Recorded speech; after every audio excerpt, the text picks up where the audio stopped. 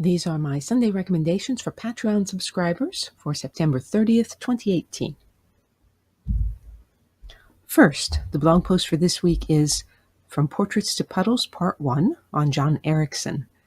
I've been running through my files looking for material to turn into videos for YouTube. The last one was my essay on Vermeer's Geographer.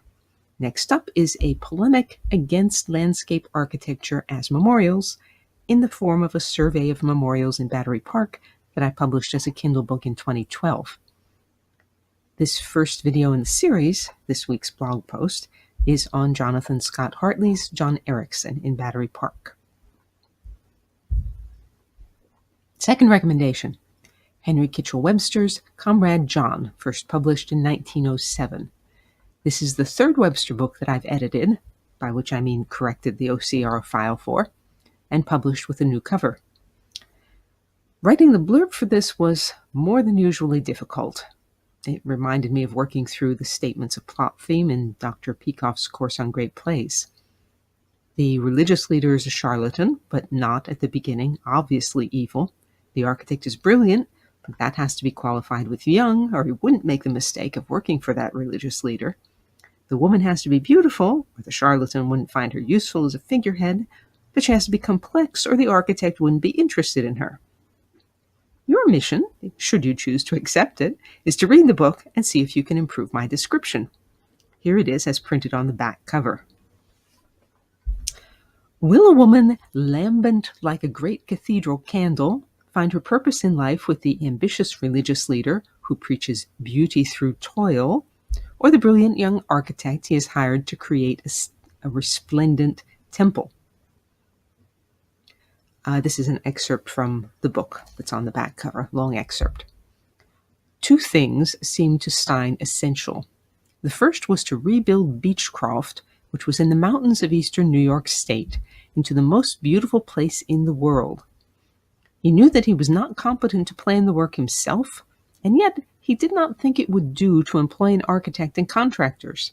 The development of the place must appear to be the flowering of his own genius under the hands of his disciples.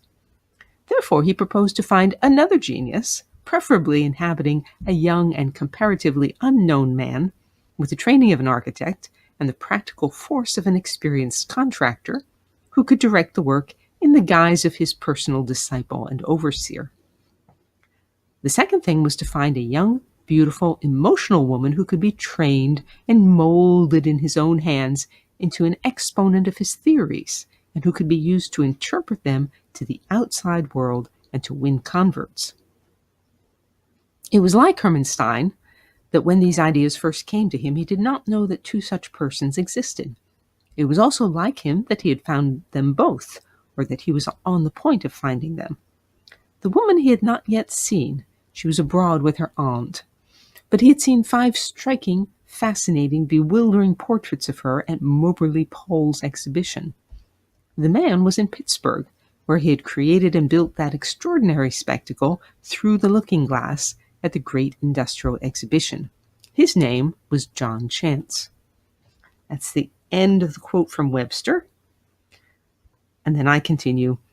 Chance accepts Stein's commission as one showman working for another, and because it will give him the opportunity to build something beautiful.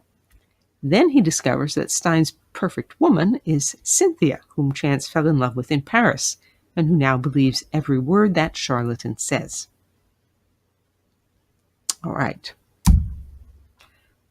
Third recommendation, Executive Suite, the movie.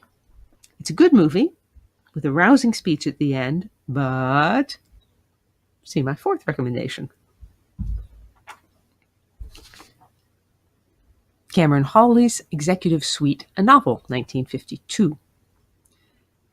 When the president of a corporation dies suddenly without having named a successor, his 5 executive vice presidents, no, that's not right, his 5 vice presidents, he didn't name an executive vice president, that's the problem.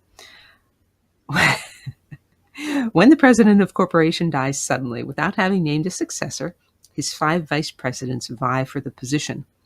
The book's fascination lies in Hawley's character study of them and their interactions, which were kind of flattened in the movie. None of the characters reaches the stature of an Ayn Rand hero, but one of them is at least in the ballpark. Since one of my aims with the Sunday recommendations is to give you a lift, even if you don't have time to follow the links or read the books, here's my favorite part of that guy's speech. Quote, "A company is like a man. No man can work for money alone. It isn't enough. You starve his soul when you try it, and you can starve a company to death the same way." There was one thing Avery Bullard never understood. He never realized that other men had to be proud too, that the force behind a great company had to be more than the pride of one man, that it had to be the pride of thousands of men. A company is like an army. It fights on its pride. End of quote. Read the book with that speech in mind and see if you can guess which of the vice presidents gives it. Hat tip Jerry E. for the recommendation. To join the free Sunday recommendations list, visit the URL on screen or email me.